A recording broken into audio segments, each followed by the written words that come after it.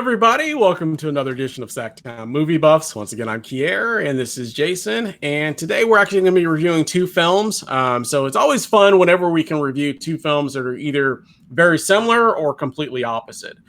Today we're actually going to be reviewing two films that are very similar. The first one is called Feels Good Man, and the second one is called The Social Dilemma. And both of them have to do with basically social media, social networking, and that kind of stuff. So without further ado, I'm say we just get right into it. And if you would please, Jason, I'll have you go ahead and start off with the first film, which is Feels Good Man. Yes. So they're both documentaries too, which I think, that's a good comparison for the two. So Feels Good Man is that's a documentary I've been wanting to see for a really long time. First time I heard about it, it sounded interesting. But it is about the character of Pepe the Frog, which originated as a animated character that was drawn by Matt Fury, who's a who's an artist, comic artist, artist in general, author, all kinds of stuff. But the image was originally just kind of the character originally was just kind of a laid back kind of hippie frog, and his phrase "feels good, man," just kind of caught on, and it's just kind of a laid-back hippie character. And this movie is really fascinating because, to me, it shows how the internet has been responsible for a lot of really good things, but the internet is responsible for a lot of garbage too. And this movie kind of shows you the way that this character was kind of twisted through memes, through reproduction, through just this amazing sequence of events to where it actually became known as a recognized hate symbol, the way that it was used. And this documentary, I think, is fascinating in the way that it kind of portrays the way that the internet can take anything speeding away, and the artist, who is not some right-wing nut like the people that have perverted that image. He's just a cool, laid-back, sweet guy. And his creation took on a life of its own in a way that is really disturbing and really fascinating to me. And the story is about how that happened, why that happened, which nobody can really answer because the internet is insane. And then his struggles to kind of reclaim the character and take it back to its, what it was, the character, the way the character was really originally meant to be. So I really, really like this movie. I would say, I've seen a lot of good documentaries this year, but I think this is probably the best documentary I've seen this year. But to me, the moral of the story to me when I was watching this is that really hateful right-wing losers can ruin just about anything, especially using the ultimate loser's tool, which is the internet, and but I think that, and it's easy to get hopeless when you think about that, because the internet is so prevalent, and it's so easy it's so easy for people with an agenda to thwart things and make them hateful and make them wrong. But I think it's the feeling I left this movie with was that it's worth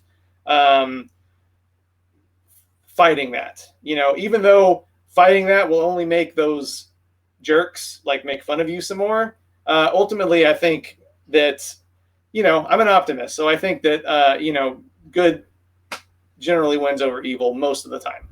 So this movie, even though it was pretty bleak some of the times, and seeing some of the stuff on the internet that this character became is pretty depressing, the ways that it was used and how helpless the artist was. But I think I was glad to see him fighting it and continuing to fight it, and maybe one day he can get it off of that hate symbol list. I see the value in it being on the hate symbol list because it's still a hate symbol, unfortunately, in the hands of others. But I like to see his fight and that he's not giving up on that fight. So I thought this was a really fascinating movie. It made me mad. It made me laugh. And it made me think about a lot of things. Because I'm not really, I don't read comics. I'm definitely not on 4chan. It seems like a complete pit to me that I have no interest in whatsoever. I had no knowledge of any of that stuff, except I knew vaguely that this frog was a hate symbol, and I didn't know where it came from. But now I know, and it's a pretty fascinating movie, I thought. So what do you think here, now that I've gone on and on? Yeah, and unfortunately, we're going to be doing two films, so we're going to have to compare and we'll probably compare and contrast the two differences between the two films. So I did like this one. I thought it was interesting. I hate to spin it like this, but my only issue is one, he probably could have controlled this from the get-go. You know what I mean? I think that he kind of, because when you're loosey goosey, and he was kind of the creator was kind of hippie like from the Bay Area, and he was like, well, I didn't really care that people were just taking it and using it and making memes out of it, and whereas if he had in the very beginning had done something or said, hey, I have licensing over this, he might have been able to stop it from the get-go, and that's pretty much what everybody has told him. So. And sometimes you have to say, well, he never intended it to be that way. But when you're allowing people just to use your imagery for whatever, and then now after it becomes a hate symbol, now you're like, oh, well, I didn't realize it was going to turn to that. Well, these things happen, unfortunately. And it's just an unfortunate reality is the way I saw it. So I think that, there is some responsibility, to control that licensing. You don't know that these things are going to spin out of control. But, when that 4chan or whatever that group is they were already taking his imagery before it became a hate symbol, and they were making memes out of it, and they were doing all these things, and he didn't really bother with it until it got onto like a hate symbol. So I feel like you could have probably taken a little bit more of a stricter action in the beginning. You might have been able to prevent it from blowing out of control and becoming this major hate symbol. It's just my opinion. So yeah, I don't know. I think I kind of understand, because for one thing, he wasn't interested in any of that stuff. So yeah, but that's the problem.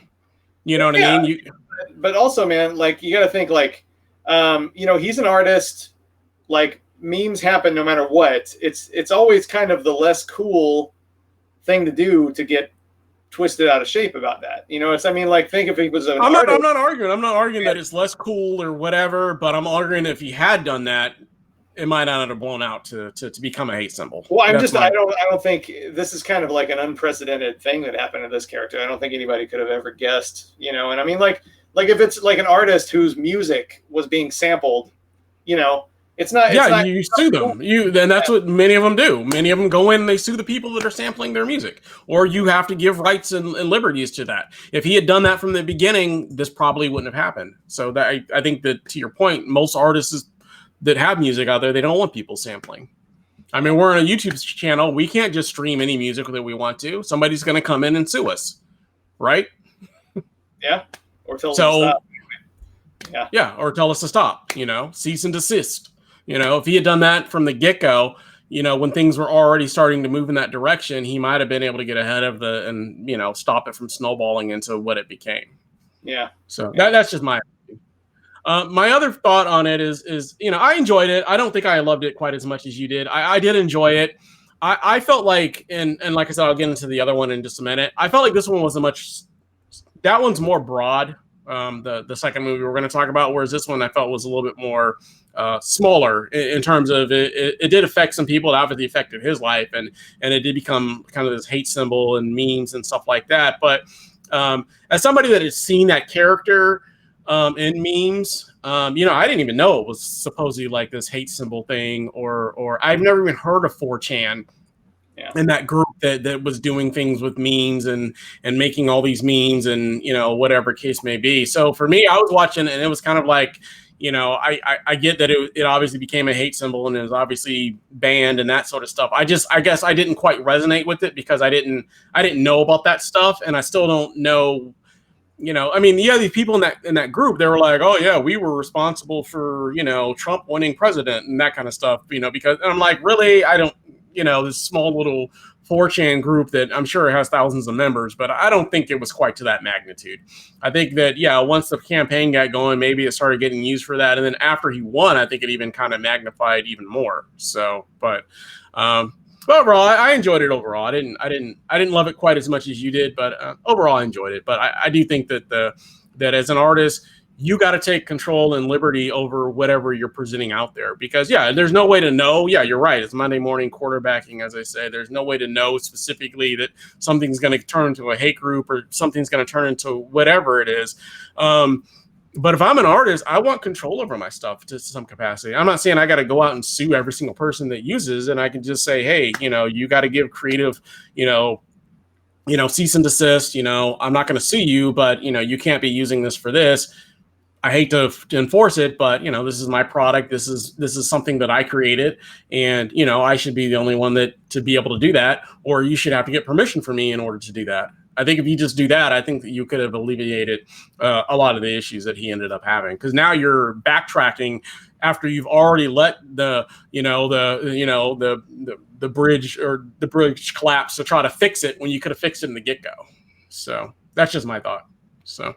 Yeah, I don't know. It's interesting. Yeah. Cool. So, all right. That is Feels Good, Man. The second film, which is in that same vein, it's also about how things can spiral out of control, is called The Social Dilemma. So this one's a little more interesting in the sense that whereas I felt like Feels Good Man was a little bit more small, because it essentially impacted maybe one person, you know what I mean? And to some degree, it became a hate group kind of thing, but really it impacted the creator. Whereas The Social Dilemma impacts all of us.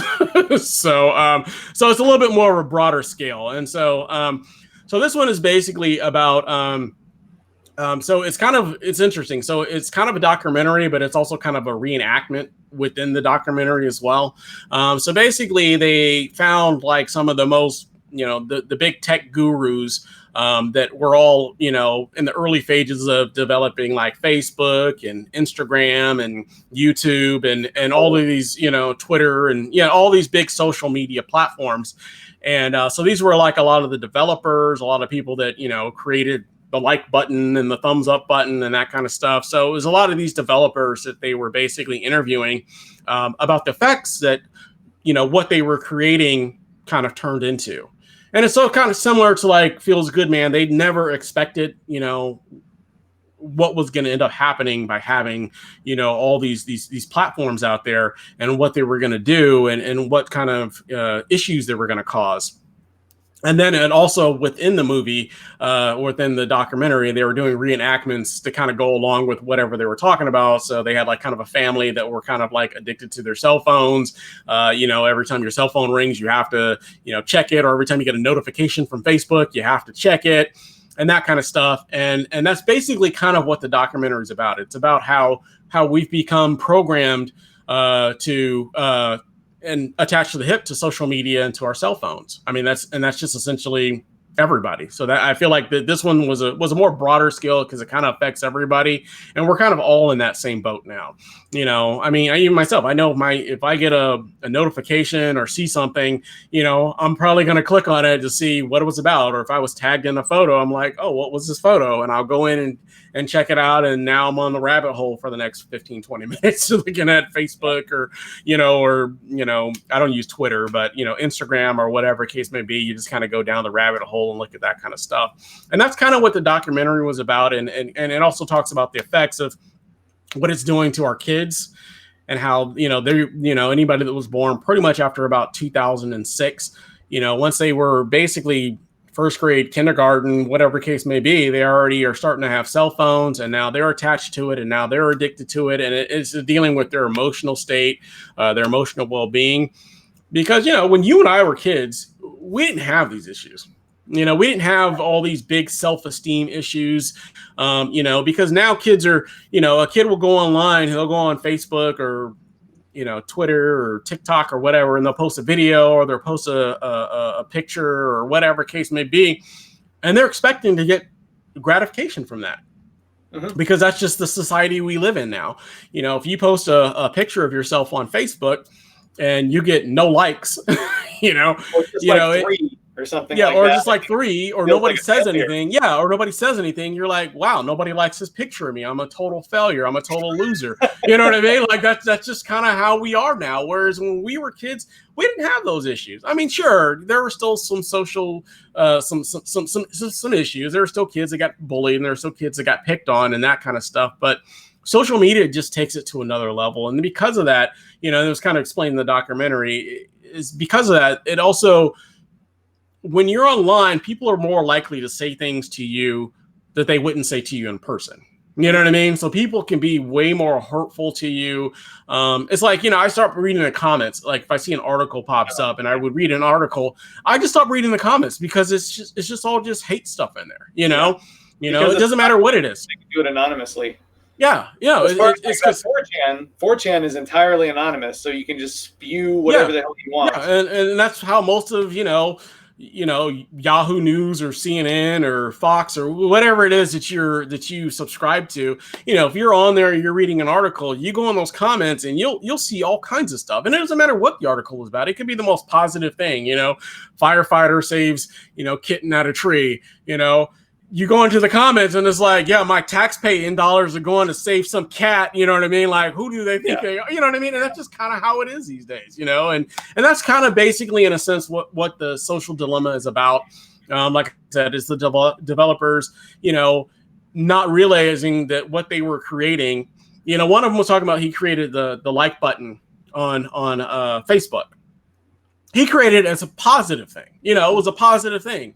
You see something you like and you like it, but now it's kind of turned into, if they didn't think, well, what happens when you don't get that like, you know what I mean? And that creates self-esteem issues because, like you said, if you post a photo of yourself and, nobody likes it, or somebody says something negative to you in the comments, now you're depressed and you're upset and you feel like your life isn't, you're not as valued, or you're not, you're not worth it. And that's why, and it's also covered in the doc is, suicides are up and depression is up and anxiety is up. And all of these things are a direct influence of social media and the platforms we're on. And that's kind of basically what it was. And the crazy part that I like about it is, so these people are the developers, and they know, a lot of them are actually, they did the analytics, because what a lot of people didn't realize is that, so like you take Facebook, Instagram, and all these other social media sites that are out there, they're all competing against each other. They're all vying for your time. They all want you on their platform as much as you can be, whether you're at home, at work, in school, whatever case may be. They want you on there 24/7. And so that's why they're kind of sending you all these notifications and, oh, your friend is, blah, blah, blah, come check it out. Come online and see what they're doing, oh, they've just, checked into a new restaurant. Come see what they're talking about, that kind of stuff. And that's kind of the society that we live in now. And they say that, we develop these things, and we also have to go, we also go on these things, so you have these people that are developing these analytics their job was to keep people engaged and keep them on social media. And they go, yeah, when my phone rings or I get a notification, I have to go on social media and look at it too. So I really enjoyed it. I thought it was a very interesting documentary. A lot of it was things that, I kind of already knew. But it was also a lot of things that, I didn't realize, or I didn't know the magnitude of the depression and the anxiety and the devaluating each other that it was doing, especially to our kids. And so it's just a really scary world that we're living in, and how it also delves into politics and how divided we've become. You know what I mean? Now there's far more people that are considered to be far right, and there's far more people now that are considered to be far left. And there's less people that are like in the center that really are saying, I'm not completely liberal, I'm not completely conservative, and we're all kind of pitted against each other now because of it, and that's all it is, right? It's also like it's kind of an echo chamber too, you know what I mean? Like you look on your news feed and you think everybody agrees with me, right? Or or I think most people, yeah, and it's not everybody's seeing the same thing. And Yeah. it's personalized. I get it. That's great. That's software algorithms. But it's yeah. Sorry, I didn't mean to interrupt you. Yeah. Oh no. You're actually. I mean, that's the exact point that I was, going to, and that we're talking about is that they use these algorithms that So if you're, let's say you're more conservative, well, guess what? You're going to get pumped with nothing but conservative, news and conservative facts. Same thing with liberal. On the other side, if you're more liberal, you're going to get pumped full of, liberal news or liberal facts. And so you're not seeing the same news that your conservative counterpart is seeing and vice versa. And that's also what's causing that divide, because you're only seeing the facts that are presented to you. And I'm saying both sides are bad. Both sides are guilty of that. It's not just conservatives, not just liberals. Both sides are guilty of just showing you what you want to see. And now we're to the point, say like on Facebook, you start getting notifications. If you're a Trump supporter, you're going to get all Trump notifications. You're going to get all things that are conservative, all things that are about Trump. So you're not even seeing what Joe Biden is saying or what the news about him is, unless it's negative. And then vice versa. If you're a Biden supporter, you're getting all Biden positivity things, all great things that Biden's doing, all the negative things that Trump and the conservatives are doing. So you're getting two different news, and that's what's pitting each other against each other. And that's what's causing this social divide that we have right now. And that's why you see so much of that. You post something, a political article, and then everybody's got their own fact check. Oh, that's fake news. Well, that's fake news. That's fake news. Oh, no. Well, this article says it's this, and this article says it's this, because we're at a point now in American society, no one knows what's real anymore. No one knows what to believe anymore, because everybody's getting different news. Everybody's getting different information from different sources.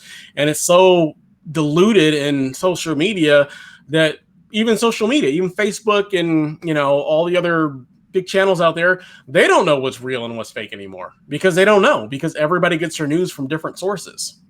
Yeah. I mean, there are reliable sources. There are ways to fact check things, but a lot of people don't take that extra step. Usually, they see. Well, the problem is that even if they see a headline, that says what they want it to say, and then they share it. Yeah. Well, I agree with what you're saying. There is reliable sources. But even that is skewed, because someone will say, oh, well, I don't believe in CNN or MSNBC because they're liberal and they protrude that, or I don't believe in Fox News because they're conservative. And so there's still that divide where people still aren't going to believe that information based on the source that it's coming from. So, and that's part of the problem. Yeah, but I do feel like there are some objective sources. There really are. And Fox is not one of them. That's not an objective right. But source. They would argue that MSNBC and CNN are not reliable. That's the exact point that I'm trying to make. Yeah.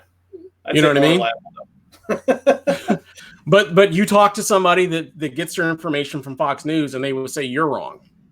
And that's the problem. That's the world we live in. Yeah. So yeah, you're right in what you're believing, but they're going to argue just as strongly as you are that they're right in what they're believing. And that's where we're at right now.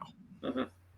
That's the point that I think that the documentary is trying to say, is that we're so divided, and we both think that our news is complete facts. And I'm not saying that you're not right. I'm just saying that they also are going to think that they're right, and because they're going to find something that maybe Fox or that CNN didn't say that they found. You know what I mean? And that's kind of where that's where the friction comes. So right, yeah, exactly. It's endless. Yeah. Yeah. So I think that's just the issue that we have right now. So no, in a nutshell, I'm just saying I enjoyed it. I think it's a good doc to check out, and it definitely has a lot of great information in there for you. Just my take. Yeah. You can go ahead and carry on with what your thoughts were. I went on and on about the first one. You went on and on about this one. So, but yeah, I mean, like, you covered a lot of things I would have said. I have. I liked it a lot. It was good. It was a good documentary. Definitely, I watched both of these movies in one day, which was a little overwhelming. Yeah. I kind of wished I had watched Feels Good Man last, because that one does have a little bit of a ray of sunshine, where this one, when it was over, it was just like, oh my God, we're all doomed. You know what I mean? So, but yeah, I thought it was a really good documentary. I didn't like it quite as much as Feels Good Man.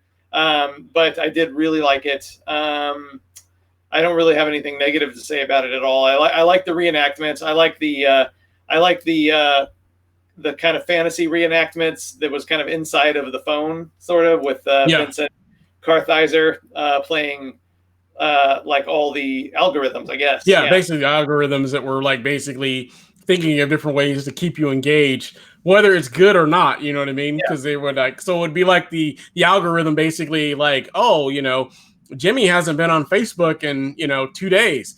What's going on? Let's see if we can find different ways to get him back engaged. I know what we'll do. We'll send him a notification of, his ex-girlfriend and her new boyfriend. You know what I mean? Like that'll get him back online. So stuff like that. So it was that part was really, really funny too. I enjoyed that too. Yeah, cool. Yeah, and I mean we could talk forever about this subject, but I mean I have very mixed feelings on social media. Not to say I don't use it. I'm on it every day. I'm guilty of it too. And same with the developers. Yeah, and it's both of these movies are about all the ramifications of the internet, basically, and it can be used for good and it can be used for bad. And unfortunately, I think social media does a great job of exploiting human nature for better and for worse. You know what I mean? Like they're talking about like that dopamine hit that you get when you see, oh my God, a notification, I got to check it. Right. You know what I mean? It's like somebody likes me, somebody that's I mean, like, we're the same way. I post our videos on, on YouTube and, it's like, oh, cool. This video's trending, is doing well, but if a video doesn't do as well, you're like, well, why is nobody watching this? You know what I mean?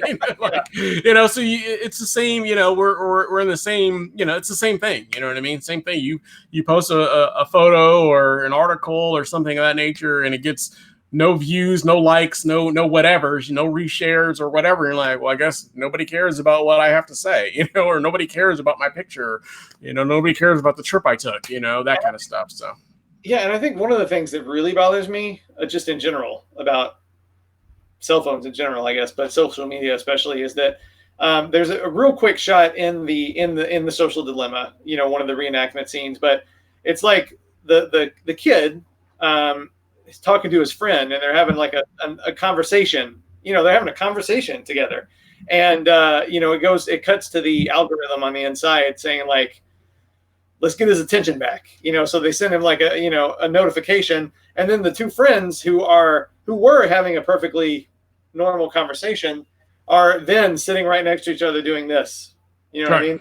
And that bothers me. I see that all the time. Like, and I'm guilty of it too. I'm sitting there, I'm with my family. You go to a restaurant. Yeah, go to any restaurant. Well, not now because we're all not going to restaurants because of COVID. But in normal times, you go to a restaurant and you'll see a family of 4 and everybody's on their phone before the food gets there. You know what I mean? And or even when the foods get there, they're eating, they're on their phone, they're checking their messages, whatever the case may be. So and it's just like those two friends were talking. And then one of them got a notification, and then they're just sitting there doing this like zombies, And I'm guilty of it too. But I think that's a bad thing for humanity. I think in general, I agree. No, I definitely, I definitely think that we're going in a direction that, I mean, you can say this one's doom and gloom, but I mean, I kind of have to, in some capacities, agree. That it's. I don't know how you reverse this.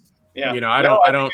Too far. I think it's I just don't think you can, and if your kids, grew up and had cell phones in their hand their entire lives, you're not going to be able to just turn that off. You know what I mean? They're too invested in it, Yeah, so it is. It's just, I mean, the generation of kids now, it's been there their whole life. Kids, I mean, even like for punishments, we live in a society now where it's weird. For punishments, you take their phone away, but then they're like, but how are you going to contact me? How are you going to know where I'm at? How are you going to, whatever? What if an emergency happens? What if an emergency happens? Or, and we're all that way. I mean, because I think for myself, like if I leave the house without my cell phone, we feel lost. You know what I mean? I do. Yeah. We could get to work without our cell phones and be like, I forgot my cell phone. I got to go back home. And people, oh yeah, absolutely. By all means, go home and get your cell phone. You can't live without that. So it's just society and the world that we live in. There are things you can do, and they talk about that, like the people who invented these things. Yeah, tell you like turn off your notifications. Right, that's the first thing to do.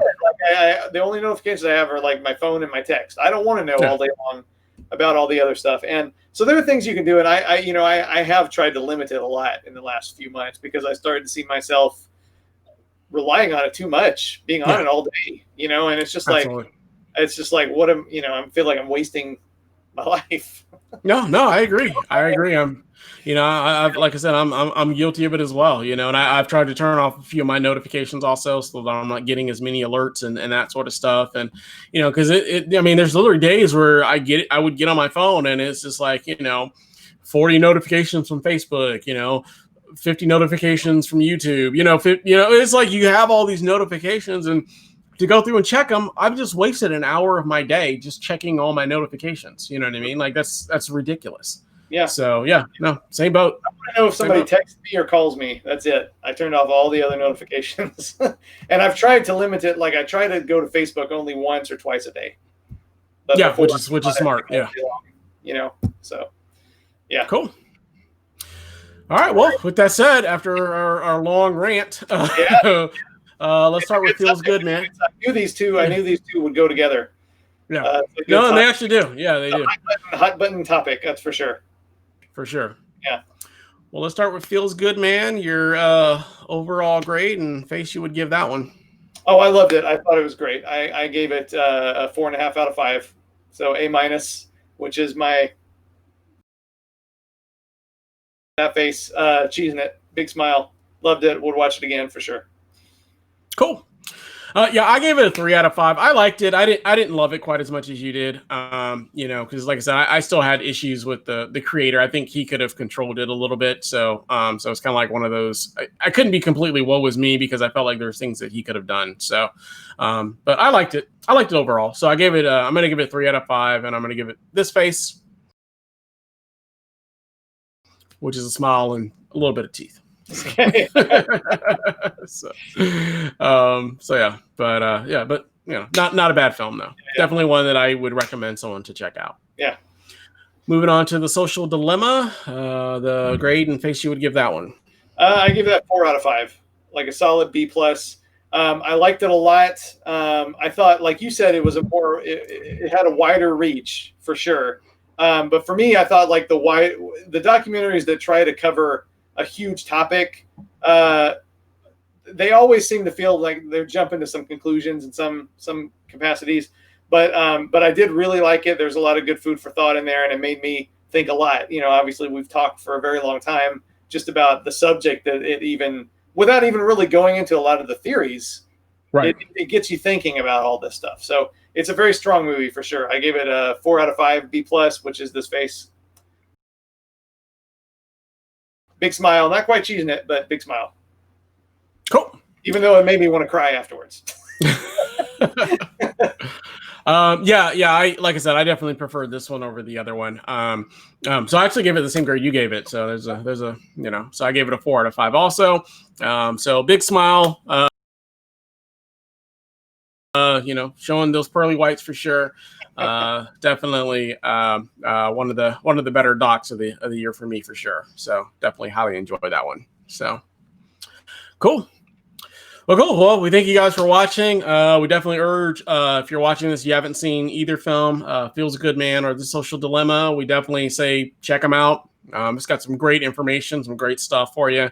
And, hopefully, it makes a difference for you as well. Hopefully it changes maybe some of your habits of having, notifications, or maybe kind of pulling back a little bit from the social media angle and that kind of stuff, or just being aware and knowledgeable of what, the ramifications of social media can have. So, but we thank you guys for watching, and we'll be back again with a new show for you shortly. If you like the channel, we do ask that you like, subscribe, and then as always, hit the bell notifications as we do upload constantly, and we'll be back again with another show. You have a great day. Bye. Put your phone down. Yes. Put your phone down.